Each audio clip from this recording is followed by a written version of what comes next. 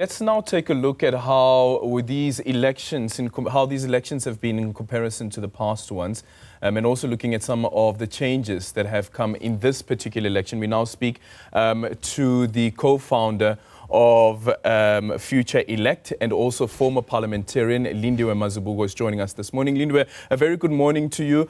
Tell us about what you have picked up observing these elections, but also importantly, as a former parliamentarian, what are some of the missteps that have led to the chaos that played out yesterday? Good morning, Eldrin. Thank you so much for having me.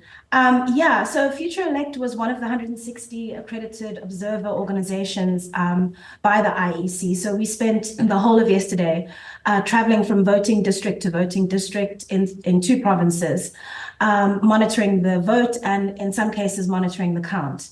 And we observed the same thing that has been observed throughout the country. There were massive delays in the arrival of materials. There were delays getting voters through the voting stations and the substations.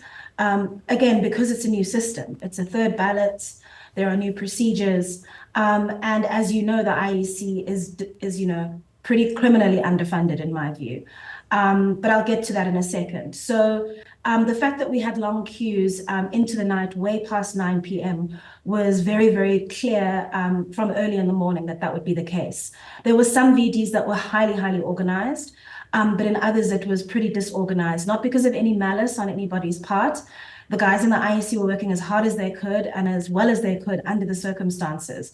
But it was just a deluge of new information, new requirements, new resources. And the most challenging of all was the Section 24A limitation that was introduced by the Electoral Amendment Act, which meant that you can no longer vote outside your voting station if you can't be there on the day of the election and just get a national ballot, which is how it was in the last election. So there were many voters, many of them shouting expletives, being, intimidating and cruel to the IEC officials, really complaining bitterly about the fact that they were registered in Cape Town, Mpumalanga, or Limpopo, and they weren't being allowed to vote in Gauteng. That's something that I observed, and a lot of my colleagues at Future Elect observed it as well. And a lot of this has to do with funding constraints, not only in terms of managing the election, but also in terms of communicating it. Yeah, speak to us about this issue around underfunding. And here's the thing about when we speak about underfunding, it's not like the Treasury just took the decision, the budget was cut, it didn't go through a parliamentary process. Parliamentarians were actually involved in that particular process itself. So who should take responsibility and accountability for what has played out? The buck stops with MPs. There's not a single member of parliament represented in this current sixth parliament who can complain about the IEC being underfunded. Unless they can point to the fact that they oppose the budget cuts. It lost 250 million rand every single year over 2 years. And there's a further 800 million that's scheduled to be cut from its budget. So as you know, budgets move about 2 years in advance. So this year's budget was decided 2 years ago by the people who are contesting for re-election now. And so for political parties to be going on Twitter and complaining about how useless the IEC is, I think is really contemptible, given the fact that they're responsible for making sure that this incredibly important institution is well funded.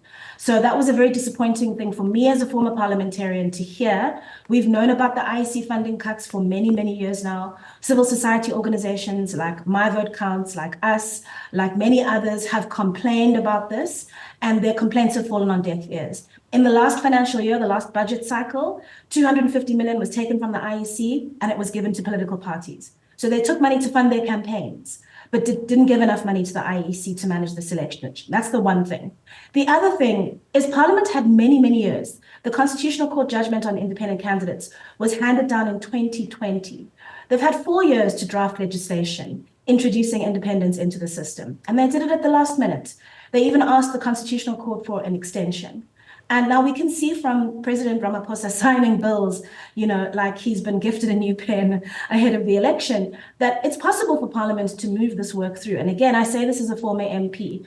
Political choices were made, and this particular law was not prioritized by the sixth parliament.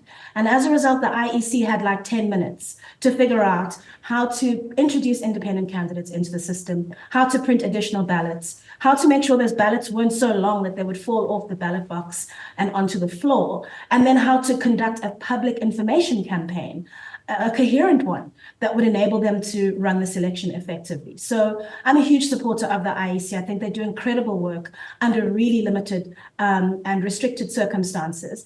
And the buck stops with the politicians, who I guarantee you are probably going to be complaining about the state of this election. Yeah, and then what about the free and fairness of these elections? If you look at the clockwork matter that was before the Constitutional Court, it spoke about how imperative every single vote is. And unfortunately, in some cases, some voters were turned away because they said the names were not on the system or the names were not on the voters' roll. And while they can show that here's the evidence that I have applied to change my voting station, or perhaps maybe these are some of the changes that I have experienced when I went to my ballot, when I went to the voting station, I was turned back. I was denied my constitutional right to vote. What does that then mean for the eligibility of these elections to be declared free and fair?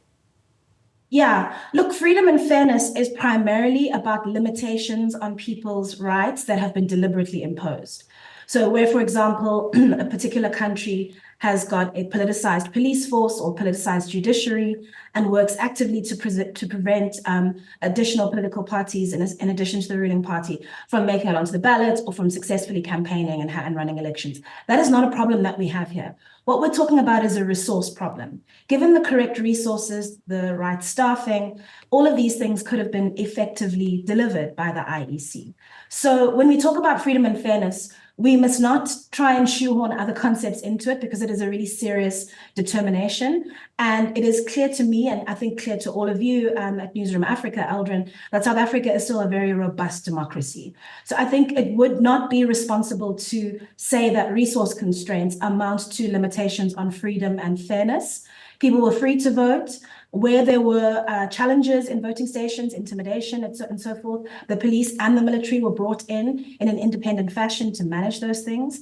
And so we really do need to celebrate that side of our democracy. The fact that we have a free media, we have civil society organizations like mine that can go on television and complain about Parliament. We have a media that can talk about this election freely and without intimidation from the state.